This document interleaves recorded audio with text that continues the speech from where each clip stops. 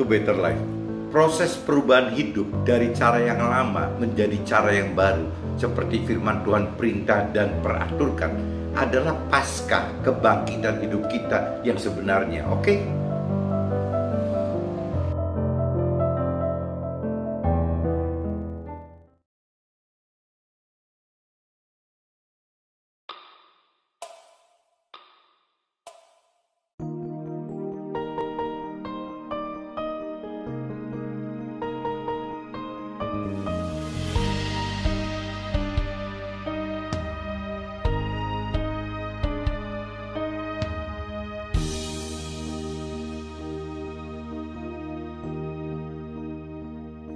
Bila kau izinkan sesuatu terjadi,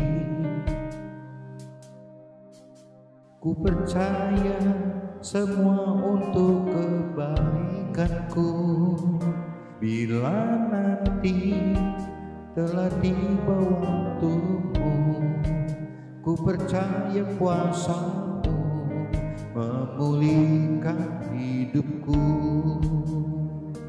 Waktu Tuhan pasti yang terbaik, walau kadang tak mudah dimengerti. Lewati cobaan, ku tetap percaya waktu Tuhan pasti yang terbaik.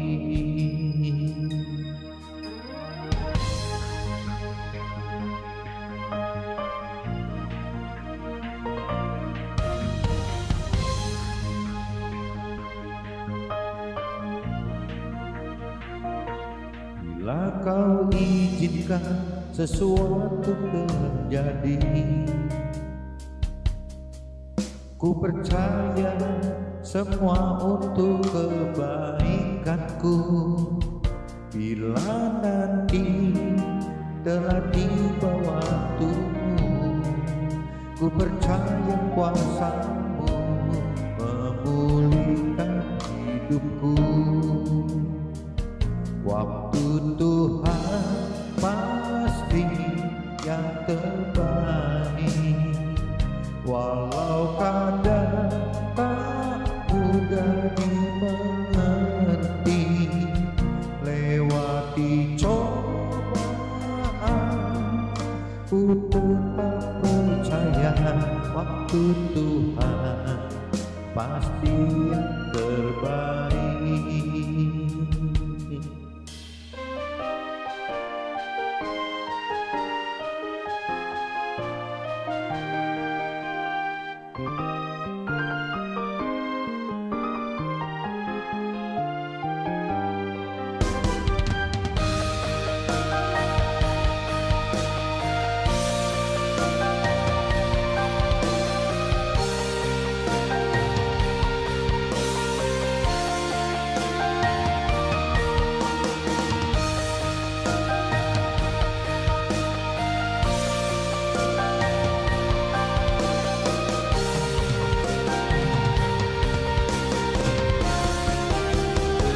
Waktu Tuhan pasti yang terbaik, walau kadang tak mudah dimengerti.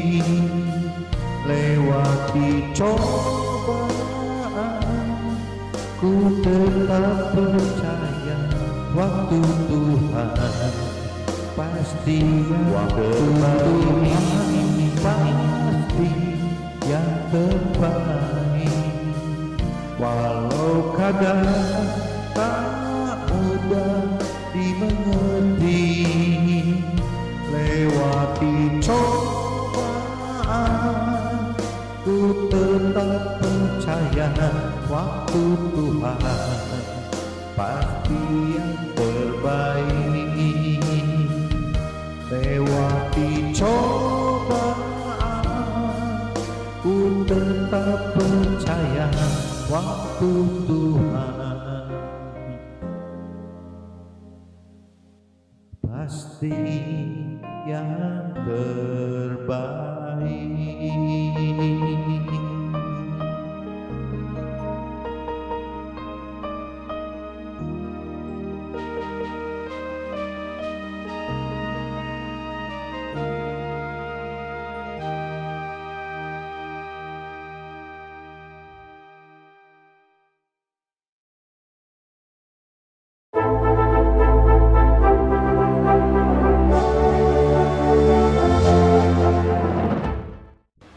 Jumpa kembali di MTD Journey Inspiration of Life. Pagi ini saya mau coba sharingkan dengan tema Paskah adalah hari kebangkitan hidup dari keyakinan diri sendiri menjadi sesuai firman Tuhan itu.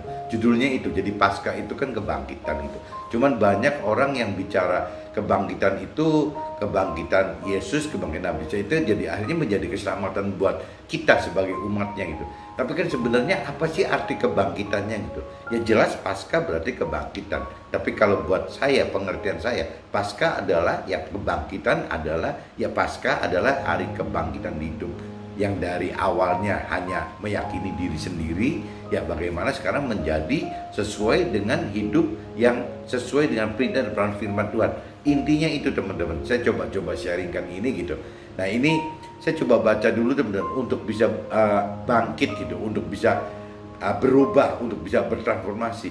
Itu kadang-kadang butuh teman-teman, butuh satu kerendahan hati, butuh satu tekad, butuh satu kelegowoan. Bagaimana merubah pola hidup kita yang lama menjadi pola hidup yang baru. Kalau tanpa ada kerendahan hati, tanpa ada dorongan dari hati yang terdalam gitu, rasanya untuk mengadakan perubahan itu susah teman-teman. Apalagi kalau kita basically lahir dari keluarga, dari asal usul tradisi atau tradisi atau adat istiadat lama tanpa ada apa sih yang diperintahkan, diperaturan oleh firman itu. Nah ini yang saya rasakan, saya alami seperti itu teman-teman. Jadi kembali lagi bagaimana caranya gitu, Paskah ini membawa kebangkitan kita untuk kita bisa lebih hidup sesuai dengan perintah peraturan Tuhan. Nah ini butuhkan dan hati, seperti saya coba kaitkan dengan kitab Markus teman-teman. Kitab Markus pasal 1 ayat 48, ayatnya 4-8 gitu. Nah ini coba saya bacakan dari ayat 4. Demikianlah Yohanes Pembaptis tampil di padang gurun dan menyerukan, bertobatlah dan berilah dirimu dibaptis dan Allah akan mengampuni dosamu. Lalu datanglah kepadanya orang dari seluruh daerah Yudea dan semua penduduk Yerusalem, dan sambil mengaku dosanya mereka dibaptis di sungai Yordan. Yohanes memakai jubah bulu unta dan ikat pinggang kulit, dan makanannya belalang dan madu hutan. Inilah diberitakannya, sesudah aku akan datang ia yang lebih berkuasa daripadaku, membungkuk dan membuka tali kasutnya pun aku tidak layak gitu. Yohanes katakan itu, aku membaptis kamu dengan air, tetapi akan membaptis kamu dengan Roh Kudus. Ini cerita Yohanes Pembaptis teman-teman, yang merintis jalannya Nabi Isa kan, Yesus gitu. Jadi di sini kalau kita lihat background teman-teman, backgroundnya Yohanes Pembaptis itu adalah anaknya imam besar gitu, imam besar Zakaria gitu. Jadi sedangkan yang namanya Yesus itu adalah anaknya tukang kayu teman-teman, tukang kayu dari Nazaret yang kota kecil itu gitu. Nah kalau Yohanes Pembaptis tidak rendah hati, rasanya Yohanes Pembaptis tidak bisa tidak bisa membuat satu kebangkitan, tidak bisa membuat satu transformasi, satu perubahan. Bagaimana supaya orang dengan karakter lama, dengan tujuan hidup yang lama, dengan target hidup yang lama itu berubah, teman-teman. Berubah pola, masuk ke dalam ya hal yang baru gitu. Nah ini saya maksud jadi kita juga sama teman-teman. Mungkin kalau kita ibaratnya kita ini Yohanes Pembaptis, berarti kita bawaan asalnya kita seperti itu gitu. Nah sekarang bagaimana kita mau menghargai nggak bahwa keyakinan diri kita sendiri itu adalah kalah gitu teman, kalah dengan kebenaran firman Tuhan. Nah ini yang repot teman. Kadang-kadang kita keyakinan diri kita ini lebih menang daripada kebenaran firman Tuhan. Nah ini bagaimana kita mau bisa berubah, bertransformasi untuk dari keyakinan diri sendiri yang asal-muasalnya dari dunia gitu ya, diarahkan untuk menjadi seperti yang firman Tuhan katakan. Ini susah sekali teman. Kalau tidak ada kebangkitan dalam roh kita, tidak ada kebangkitan dalam pikiran, perasaan dan kehendak kita, ini rasanya untuk melakukan perubahan semacam ini tidak mudah teman. Jadi saya kembalikan lagi pagi ini, saya ingatkan gitu bahwa ya butuh apa ya, kerendahan hati untuk kita memberi peluang ke diri kita sendiri untuk bisa ya minimal ya mengenal firman Tuhan dulu teman-teman. Firman Tuhan pengennya apa gitu. Ya kalau kita tetap dengan keyakinan diri sendiri tidak bertransformasi menjadi ke pengenalan akan firman Tuhan, akan perintah dan peraturan yang firman Tuhan inginkan, kehendaki dan rancangan, kan susah teman-teman. Jadi minimal harus mengenal firman dulu gitu.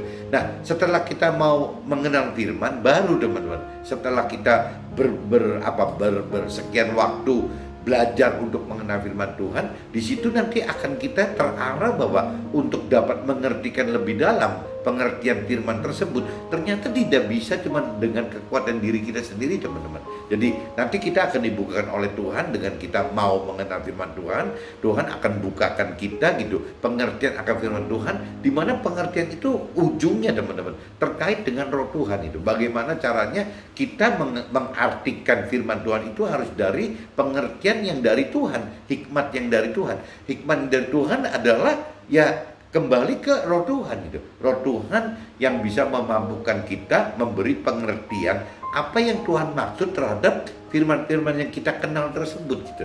Nah, ini jadi butuh kemampuan. Begitu juga waktu melakukannya teman-teman. Waktu kita melakukan firman Tuhan juga sama. Butuh yang namanya satu roh Tuhan yang benar-benar sebagai sumber kuasa supranatural di dalam roh kita gitu untuk mampu melakukan ya apa yang Tuhan perintah peraturkan. Karena apa yang Tuhan perintah peraturkan itu biasanya bertentangan teman-teman dengan jiwa dan tubuh kita. Jiwa dan tubuh kita itu terlalu terpengaruh oleh dunia gitu. Karena kita lahir di dunia ini memang jadi terbawa ke dalam arus-arus pola-pola dunia gitu. Jadi kita butuh terobos teman-teman, butuh terobos untuk bisa lebih menang gitu. Bagaimana caranya supaya roh kita itu lebih menang daripada jiwa dan tubuh kita. Nah, ini butuh roh Tuhan teman. Tuhan udah sediakan roh Tuhan di dalam kita. Nah, kita bisa tahu roh Tuhan ada itu kalau kita memang mengerti akan firman.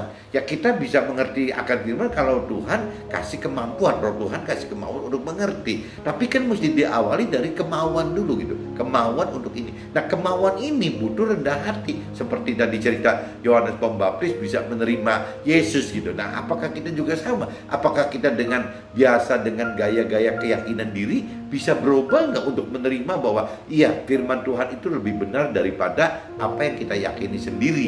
Nah, kalau yang kita yakini sendiri pasti dasarnya dari dunia semua teman-teman.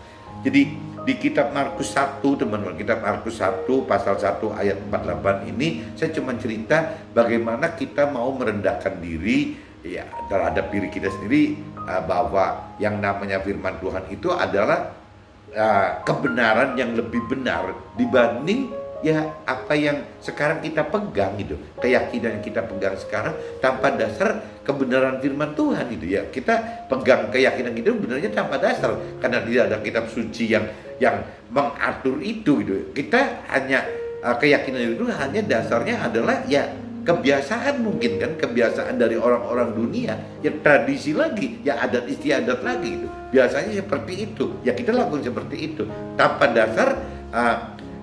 dasar kitab suci loh, bimbingan dari Tuhan yang memang dari, kalau kitab suci itu kan bimbing kita kan dari mulai kehidupan di dunia ini sampai ke akhirat nanti teman-teman. Tapi kalau cerita pola-pola dunia itu kan tidak gitu. Jadi membimbing kita hidup itu dari sisi cuma ya di dunia ini saja gitu. Sampai umur firman katakan 70-80 tahun. Jadi beda sekali teman-teman. Kalau kita udah mengerti akan firman Tuhan dengan kita meyakini diri kita sendiri, itu bumi langit, beda sekali gitu. Yang satu itu cuma untuk 70-80 tahun di dunia fana ini, yang satunya alam kekal, yang kebenaran firman Tuhan itu untuk kekal yang tidak berujung teman-teman. Ya tidak ada patokan 70-80 tahun, tidak berujung gitu. Jadi tidak bisa dikomparkan. Ya bahwa hidup di dunia 70-80 tahun itu berapa persennya kekal, nggak bisa dikomparkan karena tidak berujung yang kekalnya gitu. Nah ini yang Tuhan inginkan, rancangan kehendaki bahwa kita harus dengan hidup dengan pola-pola seperti itu. Nah, untuk bisa sukses di alam akhirat, nah ini butuh ya satu ujian cobaan gitu, proses di dunia ini teman-teman. Jadi proses dunia ini adalah sebagai proses hidup kita bagaimana untuk mencapai titik maksimal di alam akhirat nanti. Intinya gitu teman-teman. Nah ini saya udah bacakan soal Markus 1 pasal 1 ayat 41. Nah saya sambung teman-teman dengan 1 Korintus pasal 10 teman-teman. Pasal 10 ayatnya agak panjang 1 sampai 15, tapi saya coba baca cepat aja gitu. Aku mau supaya kamu mengetahui saudara-saudara bahwa nenek moyang kita semua berada di bawah perlindungan awan, bahwa mereka semua telah melintasi laut. Ini cerita waktu nyebrang di gurun itu, padang gurun itu gitu. Jadi bareng-bareng Nabi Musa kan, untuk menjadi pengikut Musa, mereka semua telah dibaptis dalam awan dan dalam laut. Jadi mereka sudah mengalami gitu bahwa kalau jalan di padang gurun itu kan dilindungi oleh awan, kalau enggak kan nggak tahan gitu, siang panas begitu bagaimana. Nah ini kan ada perlindungan, dibaptis oleh awan dan juga melalui lewat laut kan, yang laut yang dikeringkan itu gitu, laut merah yang dikeringkan itu. Nah ini jadi seolah-olah mereka telah dibaptis dalam awan dan dalam laut. Mereka semua makan makanan rohani yang sama, dan mereka semua minum minuman rohani yang sama, sebab mereka minum dari batu karang rohani yang mengikuti mereka, dan batu karang itu ialah Yesus gitu.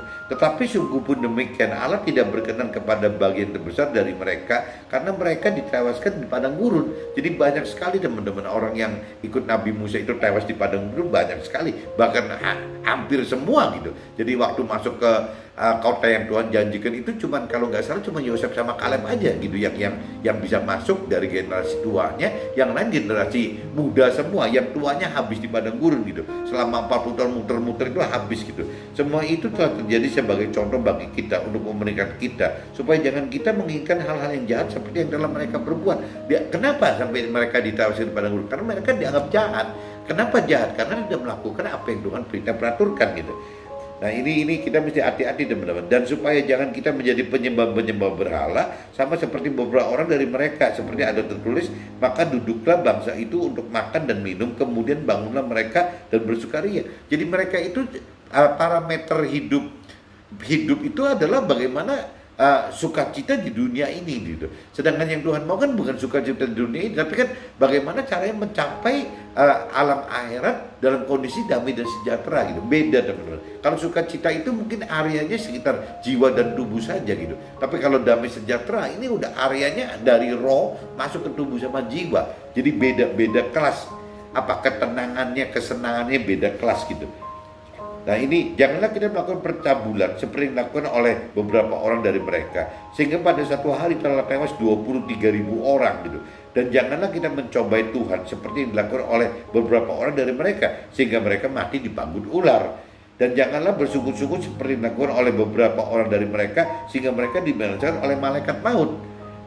Semuanya ini telah menimpa mereka sebagai contoh dan dituliskan untuk menjadi peringatan bagi kita yang hidup pada waktu di mana zaman akhir telah tiba gitu.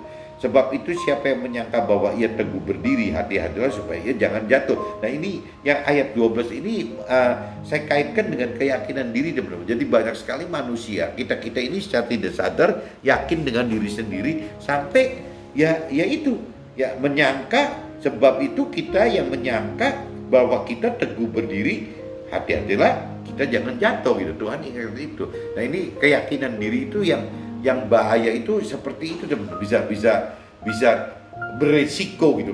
Kalau kita terlalu yakin diri sendiri akhirnya begitu. Makanya saya bilang butuh kerendahan hati untuk kita mau bangkit, ya mau pasca gitu, berubah bagaimana caranya pola hidup kita dengan keyakinan diri kita sendiri yang tadi dikatakan bahwa ia teguh berdiri, bahwa kita teguh berdiri itu yang bisa nggak berubah untuk bisa masuk ke dalam apa yang Tuhan perintah peraturan dalam firman-Nya gitu. Ini tidak mudah dong. Kalau tidak ada kerendahan hati, ya susah akan tetap kita bersikeras bahwa kita bertahan dengan pola-pola hidup yang lama gitu. Pencobaan-pencobaan yang kamu alami ialah pencobaan yang biasa yang tidak melebihi kekuatan manusia, sebab Allah setia dan karena itu ia tidak akan membiarkan kamu dicobai melampaui kekuatanmu. Pada waktu kamu dicobai, ia akan memberikan kepadamu jalan keluar sehingga kamu dapat menanggungnya. Karena itu saudara-saudaraku yang kekasih, jauhilah penyembahan berhala gitu. Firman ingatkan seperti itu. Aku berbicara kepadamu sebagai orang yang bijaksana. Pertimbangkanlah sendiri apa yang aku katakan. Nah, kalau saya coba lebih detailkan ayat yang ini, teman, ayat yang 13 itu, ya kembali lagi apa ya? Tuhan katakan di sini bahwa waktu kita ingin melakukan firman Tuhan, waktu kita bangkit untuk transformasi, berani berubah untuk melakukan firman Tuhan, ini Tuhan udah peringatkan akan timbul ujian pencobaan gitu, ujian dan cobaan gitu. Nah, ujian pencobaan ini pasti kan timbulnya permasalahan gitu. Nah, berarti kan gampangnya orang yang mau melakukan firman Tuhan, ya kalau dia melakukan hidup sesuai dengan perintah peraturan, biasanya umumnya gitu ya akan mengalami permasalahan. Nah, di mana permasalahan itu akan menimbulkan ujian dan cobaan. Tapi Tuhan ingatkan, selama kita melakukan firman Tuhan, perintah peraturan firman Tuhan, Tuhan yang jamin gitu bahwa kita ini tidak mungkin tidak kuat untuk menghadapi ujian cobaan, menghadapi permasalahan itu, agar kita masuk ke dalam sesuai melakukan firman Tuhan gitu. Tuhan jamin itu, teman-teman. Jadi kita nggak usah takut gitu. Nah, ini juga teman-teman perhatikan di ayatnya 14. Karena itu saudara-saudaraku yang kekasih, jauhilah penyembahan berhala. Penyembahan berhala apa, teman-teman? Penyembahan berhala itu jangan cuma dianggap kalau secara kecil gitu ya. Kalau kita mikir berhala secara kecil, mungkin berhala itu seperti patung-patung begitu gitu. Sebenarnya kalau kita artikan lebih luas, berhala itu adalah segala sesuatu yang kita bisa kita dapat menomorduakan Tuhan. Gampang itu, teman-teman. Berhala adalah segala sesuatu apapun juga yang bisa menomorduakan Tuhan. Itu namanya berhala. Jadi Tuhan katakan contohnya yang paling berat buat Tuhan, musuh Tuhan adalah cinta uang, yaitu berhala banget gitu. Tapi kalau secara umum, harta tahta dan pemenuhan nafsu duniawi itu juga berhala, teman-teman. Ya, pola-pola hidup seperti orang dunia pun berhala gitu di kacamata Tuhan. Kenapa? Karena terkadang tidak menomorsatukan Tuhan gitu. Jadi berhala itu jangan cuma diasumsikan, wah ini penyembah berhala berarti orang yang menyembah patung. Bukan begitu gitu. Jadi berhala secara luas gitu. Berhala secara luas adalah ya segala sesuatu yang kita lakukan yang menomorduakan Tuhan. Ya itu udah termasuknya berhala gitu. Jadi kalau kita ke orang tua kita bagaimana? Ya kalau memang kita menomorduakan Tuhan, nomor satukan orang tua, menomorduakan Tuhan, ya berarti orang tuanya berhala gitu. Itu juga jadi salah kan. Misalnya kita terhadap si istri terhadap suami, si suami terhadap istri, ya nomor satukan Tuhan jadi nomor dua gitu. Ya itu juga jadi berhala gitu. Ya ke anak-anak kita juga sama, anak-anak ke orang tua juga sama, kita ke harta kita juga sama. Kalau kita menomorsatukan harta kita, Tuhan nomor dua, ya berarti harta itu jadi berhala. Yang namanya tahta juga sama. Kalau kita menomorsatukan tahta, menomorduakan Tuhan, ya itu namanya berhala. Kita memenuhi kepengenan beli mobil, beli dompet, beli branded segala macam gitu. Ya itu juga namanya berhala gitu. Tapi sebaliknya, apabila kita memang menghormati orang tua kita habis-habisan, tapi tetap nomor satu untuk Tuhan, ya itu bukan berhala. Itu memang perintah Tuhan itu, bagaimana menghormati orang tua. Ya, bagaimana kita mengasihi istri kita gitu, habis-habisan setelah kita mengasihi nomor satunya Tuhan. Ya nggak apa-apa, itu memang perintah Tuhan bahwa suami yang mengasihi istri. Begitupun istri kan, bagaimana istri tunduk habis-habisan sama suami gitu. Ya, tapi nomor satunya tetap ke Tuhan. Ya nggak apa-apa, itu memang perintah Tuhan seperti itu. Anak-anak ke orang tua juga sama gitu. Jadi semua seperti itu, teman-teman. Jadi berhala itu gampangnya kalau kita sampai menomorduakan Tuhan adalah itu masuk kategori berhala. Jadi berhala itu jangan diasumsikan cuman hal-hal zaman dulu orang menyembah patung-patung berarti menyembah berhala gitu. Orang nyembah pohon, nyembah batu, nyembah segala macam. Ya itu boleh, itu berhala gitu, karena udah itu malah musyrik kali, jadi udah ngawur gitu loh. Nah ini jadi mudah-mudahan dengan arti berhala di sini bisa ketangkap bahwa di dunia itu banyak sekali berhala-berhala, teman. Kalau kita besarkan ya cuma kebagi antara harta tahta sama pemenuhan nafsu duniawi saja gitu. Ya ini garis besarnya seperti itu. Nah ini saya udah sharingkan, teman-teman, yang di kitab Markus 1 pasal 1 ayat 4-8 bicara kerendahan hati untuk berubah ya, dan yang keduanya 1 Korintus 10 gitu, 1 Korintus pasal 10 ayat 1-15. Intinya yang tadi kan berarti kalau kita sampai jangan terlalu meyakini diri sendiri bahwa ini kita ini udah benar gini-gini. Ya Tuhan ingatkan di ayat 12 tadi kan, sebab itu siapa yang menyangka bahwa ia teguh berdiri, hati terles supaya jangan jatuh. Itu satu. Kedua, di ayat 13-nya juga Tuhan ingatkan lagi bahwa di sini kita waktu melakukan firman Tuhan akan ada timbul pencobaan-pencobaan gitu. Kenapa timbul pencobaan? Karena timbul permasalahan. Kenapa timbul permasalahan? Karena melakukan firman, di mana firman itu kadang-kadang tidak sesuai dengan apa yang dunia inginkan. Nah, ini timbul kendala nih. Jadi ini Tuhan juga udah ingat itu. Nah, yang selanjutnya di ayat 14-nya kita bicara, tapi di ayat 13 tadi teman-teman, Tuhan yang menjamin loh, selama kita melakukan firman Tuhan, kita hidup di jalan firman Tuhan dan kita hidup bersama roh Tuhan gitu, bersama Tuhan. Tuhan jamin tidak mungkin tidak ada yang tidak kuat, kita pasti kuat hadapinnya gitu. Nah, yang di ayat 14-nya teman-teman, yaitu urusan penyembahan berhala yang tadi saya tegaskan bahwa berhala itu jangan diartikan secuil cuma karena patung-patung, tapi berhala itu adalah gampang gitu secara besar, ya berhala itu adalah menomorduakan Tuhan. Apapun juga yang menomorduakan Tuhan berarti itu kategorinya berhala gitu. Nah, ini yang mudah-mudahan teman-teman bisa tangkap gitu.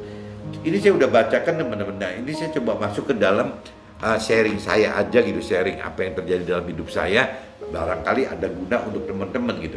Ketaatan melakukan firman dibutuhkan kerendahan hati kita, seperti contoh yang dilakukan Yohanes Pembaptis tadi, yang sebagai anak seorang imam besar Zakaria dapat menghormati Yesus gitu. Ya, Nabi Isa nih yang hanya anak seorang tukang kayu sederhana yang namanya Yusuf itu gitu. Itu simpel banget gitu. Kenapa Yohanes Pembaptis seorang anak imam besar Zakaria kok bisa loh merendahkan hati seperti itu? Karena Yohanes Pembaptis ingin mengadakan perubahan gitu. Yohanes Pembaptis ingin membangkitkan satu kebenaran yang dari Tuhan gitu. Pasca yang dari Tuhan. Pengertian saya gampangnya seperti itu gitu. Jadi ya kembali lagi butuh pasca kebangkitan ini, butuh ya bagaimana kerendahan hati untuk bisa meninggalkan keyakinan diri kita sendiri untuk bisa masuk ya melakukan apa yang Tuhan perintah dalam firman-Nya gitu. Nah, ini diibaratkan seperti yaitu Yohanes Pembaptisnya, kita bisa nggak seperti Yohanes Pembaptis. Nah, adapun yang kebiasaan lama kita, keyakinan diri kita sendiri mau dirubah menjadi satu perintah peraturan dalam firman Tuhan. Nah, ini yang butuh kerendahan hati untuk bisa berubah gitu. Bagi umat Nasrani, Paskah adalah hari kebangkitan Yesus atau Nabi Isa gitu. Dimana jika kita terapkan dalam hidup kita, makna dari kebangkitan Yesus adalah bangkit dari mati dan tinggalkan tubuh, jiwa serta roh kita yang lama menjadi yang baru gitu. Jadi kalau kita mau artikan lebih dalam lagi seperti itu teman-teman. Jadi Paskah itu adalah bagaimana kita berani nggak gitu, kita itu matikan tubuh jiwa kita yang lama, tubuh jiwa dan roh kita yang lama, dan kita bangkitkan gitu tubuh jiwa roh kita yang baru. Mungkin kalau mau lebih dalamnya, mau nggak kita matikan tubuh jiwa kita untuk bangkit menjadi roh, tubuh dan jiwa, roh, jiwa dan tubuh. Kalau urutannya gampangnya matematisnya gitu. Jadi waktu kita mati itu karena kita cuma dua unsur, ada tubuh sama jiwa. Tapi bisa nggak waktu bangkit itu ada 3 gitu, ada roh, jiwa dan tubuh.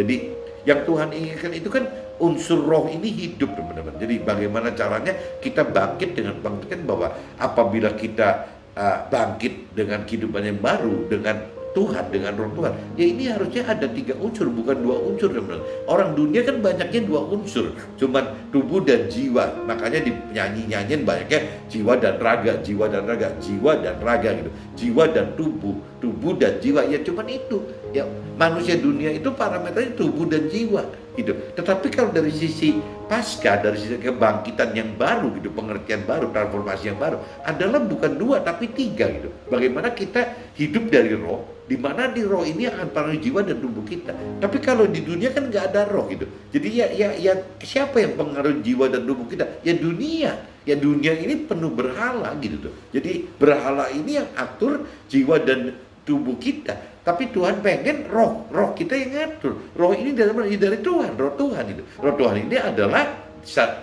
sepaket dengan firman Tuhan. Jadi roh Tuhan dan firman Tuhan. Nah, ini akan menjadi teladan kita yang waktu kita bangkit hidup baru gitu. Ini yang dimaksud seperti itu teman-teman. Kebangkitan Yesus adalah transformasi atau perubahan cara hidup kita. Yang lama menjadi hidup kita yang baru, sesuai dengan teladan dari karakter dan apa yang firman Tuhan perintah dan peraturan, sampai segambar dan serupa dengan firman Tuhan gitu. Ya dengan firman Tuhan, ya dengan Yesus, ya dengan Allah gitu, seolah gitu. Harus segambar dan serupa dengan Allah. Kalau segambar itu kan harus mempunyai, tadi saya katakan, harus punya pikiran, perasaan, kehendak, kejiwaan, dan harus punya yang tadi dikatakan ada 3 unsur tadi. Harus ada roh, ada jiwa, sama roh. Orang dunia kan tidak punya roh gitu, cuma punya jiwa dan tubuh. Nah kita pengen 3 ini. Ini nanti kalau sampai kita udah hidup 3 macam ini, ada roh, ada jiwa, ada tubuh, ini sudah segambar gitu. Segambar dengan apa yang firman Tuhan katakan, segambar dengan Yesus, segambar dengan Tuhan Allah gitu. Nah kalau cerita serupa kan lebih dalam lagi. Ya bagaimana serupa ini adalah melakukan firman Tuhan, teman-teman. Bukan cuma memiliki roh, jiwa dan tubuh saja, tapi juga harus melakukan apa yang perintah dan firman perintah dan peraturkan itu. Nah itu baru nanti bisa serupa persis, ya tidak bisa lah, pasti kita ya untuk semaksimal mungkin saja gitu. Nah bangkit untuk melakukan firman adalah agar kita tidak diinginkan. Sebentar. Ini tulisannya bangkit untuk melakukan firman adalah agar kita tidak inginkan hal-hal jahat berupa penyembahan berhala yang secara umum dapat diartikan hidup hanya untuk keperluan hal-hal jasmani dan duniawi serta nafsu-nafsu duniawi saja gitu. Ini semua dilakukan orang yang tidak mengenal dan tidak mengerti akan Tuhan dan apa yang diperintahkan firman Tuhan itu. Jadi ini tadi saya udah jelaskan lebih rinci ya, bahwa berhala itu ceritanya seperti itu gitu. Nah butuh bangkit untuk berubah dari hanya keyakinan diri sendiri menjadi kenal dan mengerti dan mampu mengerti apa yang Tuhan rancang dan kehendaki serta berani melakukannya, teman-teman. Jadi yang tadi saya udah jelaskan itu gitu. Jadi memang pasca ini, kebangkitan kita ini butuh bangkit ya untuk berubah gitu. Kalau kita ributnya pasca aja nanti seolah-olah gampangnya, enaknya, pada umumnya kan orang gitu sebenarnya. Yesus bangkit berarti kita sudah diselamatkan gitu.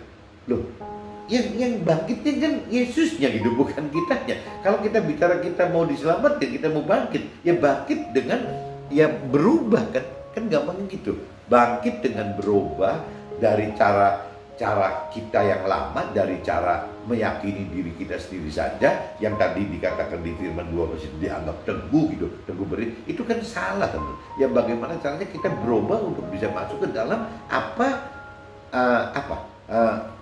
yang Tuhan perintah peraturkan tadi gitu. Jadi nggak bisa hanya dengan keyakinan kita saja, tapi banyak orang yang hidup dengan keyakinan, bahkan orang yang mengaku di mulut percaya juga banyak yang hidup dengan keyakinan diri sendiri kok. Padahal kalau ditanya percaya Tuhan nggak tahu, apa percaya? Tahu Tuhan nggak tahu gitu. Selalu jawabnya begitu. Tapi dalam prakteknya ya tetap gitu, tetap dia hanya hidup dengan keyakinan diri sendiri karena sama sekali mengenal firman pun tidak gitu, mengerti firman pun tidak, melakukan firman Tuhan boro-boro gitu. Ya mengerti aja tidak, bagaimana mau melakukan gitu.